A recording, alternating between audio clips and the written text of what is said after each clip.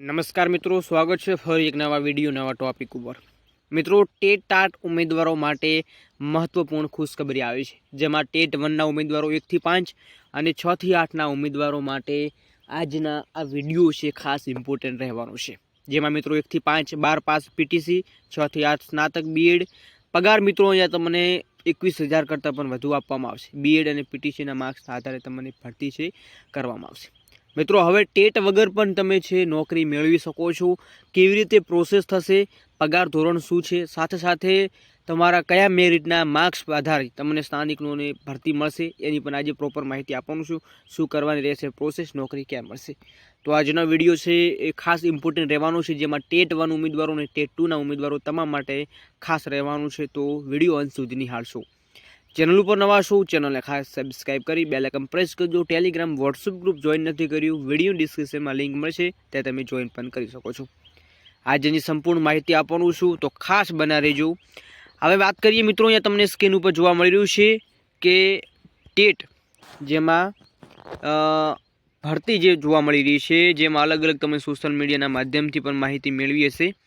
અહીંયા મિત્રો તમને જોવા મળ્યું છે ટેટ વિના શિક્ષક, એટલે કે ટેટ 1ની જે તમારે પરીક્ષા આપવી પડે છે એ મિત્રો હવે પરીક્ષા આપવી નહીં પડે।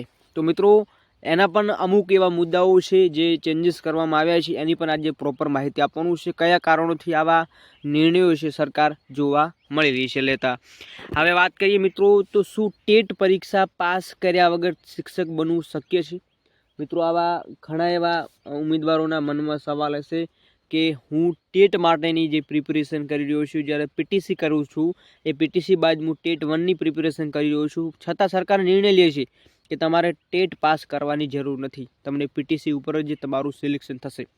મિત્રો, આ કેવી રીતે થશે એની ઉપર થોડી પ્રોપર માહિતી આપી દઈએ। અહીંયા તમને સ્ક્રીન ઉપર જોવા મળી રહ્યું છે જેની પ્રોસેસ રહેવાની છે ટેટ ભરતી વગરની વાત કરીએ, જેમાં શા માટે આ નિર્ણય લેવામાં આવ્યો છે, નવી ભરતી પ્રક્રિયા શું છે, પસંદગી પગાર કેટલો છે, નોકરી મુખ્ય શરતો શું છે, હવે આગળ શું થશે। તો મિત્રો, આટલા મુદ્દા ઉપર આપણે થોડી વિગતવાર માહિતી આપવાનું છું। તમામ મુદ્દાઓ છે આવરી લેવામાં આવશે, કોઈ પણ એવા પ્રશ્ન નહીં હોય જેમાં આ મુદ્દામાં આવરી લેવામાં નહીં આવ્યો હોય, તો તમામ મુદ્દાઓ છે આવરી લેવામાં આવ્યા છે। ગુજરાત સરકારે શિક્ષકો માટે એક નવી ભરતી પ્રક્રિયા જાહેર કરી છે, જેમાં ટેટ લાયકાતની જરૂર નથી। મિત્રો, આ સરકારે નિર્ણય લીધો છે જેમાં ઘણા ઉમેદવારોનો આમાં ફાયદો જોવા મળશે। મિત્રો, આપણને ખબર છે કે આવા નિર્ણયો છે આપણને સેકન્ડરી, હાયર સેકન્ડરીમાં 9 થી 10, 11, 12માં જોવા મળી રહ્યા છે। હવે મિત્રો 6 થી 8માં પણ આ જે અપડેટ છે એ નીકળીને આવી રહ્યા છે, તો એની થોડી ચિંતા કર્યા વગર આપણે માહિતી મેળવીએ, કેમ કે ભરતી આવવાની છે એ ઓલરેડી પરમનન્ટની છે, પરંતુ આ સ્નાતક કક્ષાની જે પ્રોસેસ કરવામાં આવી રહી છે કરાર આધારિત જોવા મળવાની છે। મુખ્ય કારણ એ છે કે અમુક સરકારી શાળાઓમાં ટેટ પાસ કરેલા ઉપલબ્ધ ઉમેદવારોની અછતના કારણે છે મિત્રો સરકારે આ નિર્ણય લીધો છે। તમને જોવા મળી રહ્યું છે કે શિક્ષકો મિત્રો જેટલા જોઈએ છે, જેટલી ખાલી જગ્યાઓ છે એટલા શિક્ષકો આપણને મળતા નથી, જેના કારણેથી વિભાગે છે આ નિર્ણય લીધેલો છે। અહીંયા તમને સ્ક્રીન ઉપર જોવા મળી રહ્યું છે। હવે મિત્રો વાત કરીએ તો કોઈ સ્થાનિક કરાર આધારિત ભરતી જોવા મળી રહી છે, જેમાં ખાલી જગ્યાઓ ધરાવતી શાળાની એસએમસી દ્વારા સીધી રીતે સંચાલિત એક અસ્થાયી 11 મહિનાની ભરતી પ્રક્રિયા જાહેર કરવામાં આવે છે। જેવી રીતે મિત્રો આપણે ચર્ચા કરીએ તો કે જ્ઞાન સહાયક, તમે આ વાત સાંભળી છે જ્ઞાન સહાયક, તો આ જ્ઞાન સહાયકની જેવી જ આ ભરતી આપણને જોવા મળવાની છે। 11 માસના કરાર આધારિત સરકારે છે નિર્ણય લીધો છે।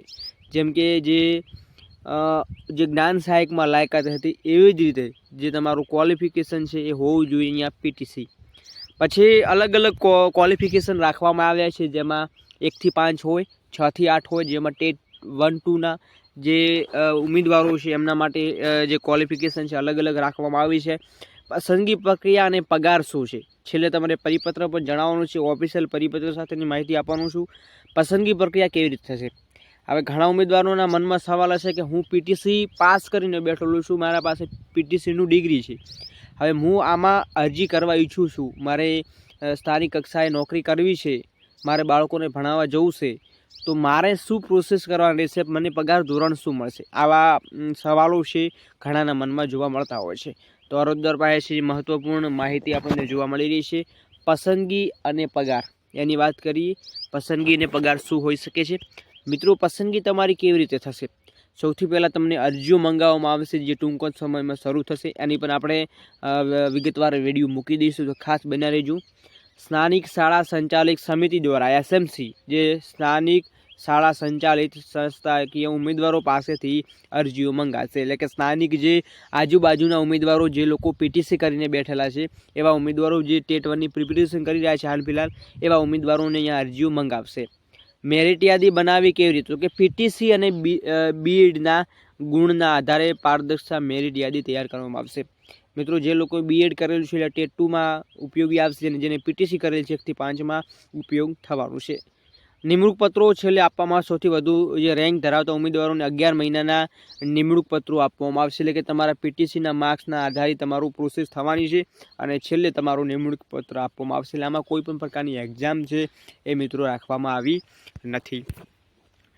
અહીંયા તમને સ્કેડ્યુલ પર જોવા મળી રહ્યું છે કે શિક્ષક ધોરણ 1 થી 5માં 12 પાસ PTC કરેલા હોવા જોઈએ, જે 1 થી 5માં છે, જેમાં PTCના મેળવેલા ગુણના આધારે તારું સિલેક્શન જોવા મળશે.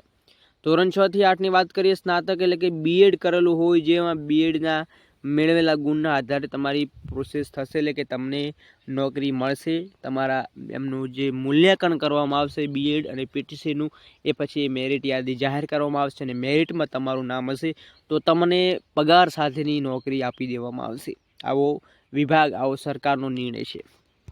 બીજી વાત કરીએ મિત્રો, ઓફિશિયલ પરિપત્ર અહીંયા જોવા મળી રહ્યું છે કે અન્ય માધ્યમ ગુજરાતી માધ્યમ સિવાયની સરકારી પ્રાથમિક શાળાઓમાં શિક્ષકની કાયમી નિમણૂકી ન થાય ત્યાં સુધી સ્થાનિક કક્ષાએથી ઉમેદવારો ભરવા બાબતે આ પરિપત્ર જોવા મળેલો છે, જે તમને સ્ક્રીન ઉપર જોવા મળી રહ્યું છે. ઉપરોક્ત વિશે જણાવવાનું કે શિક્ષણ વિભાગ દ્વારા સંદર્ભ 1 અને 2ના પત્રથી અન્ય માધ્યમ ગુજરાતી માધ્યમ સિવાયની સરકારી પ્રાથમિક શાળાઓમાં ટેટ 1-2 પાસ ઉમેદવારો ન મળવાના કારણે કાયમી ભરતી તેમજ જ્ઞાન સહાયક યોજના મુજબ કેન્દ્રીકૃત પદ્ધતિથી જ્ઞાન સહાયકની નિમણૂકી માટેના પ્રયત્નો કર્યા પછી જગ્યા ખાલી રહેવાના કારણે બાળકોનું શિક્ષણ પ્રભાવિત ન થાય તે હેતુસર અન્ય માધ્યમમાં શાળાઓમાં કાયમી શિક્ષકની નિમણૂકી ન થાય ત્યાં સુધી સ્થાનિક કક્ષાએ ધોરણ 1 થી 5 એટલે કે HSC અને PTC અને ધોરણ 6 થી 8માં સ્નાતક અને BEd કરેલા ઉમેદવારો માટે આ એક સુનહેરી તક જોવા મળી રહી છે. તો આવા ઉમેદવારોને અહીંયા પ્રાધાન્ય આપવામાં આવશે, અને આવા ઉમેદવારોને અહીંયા નોકરી મળવા પાત્ર રહેશે. પગાર ધોરણ તમને આપવામાં આવશે 21,000 રૂપિયા, જે તમને મંથલી તમારી પેમેન્ટ તમને મંથલી આપવામાં આવશે.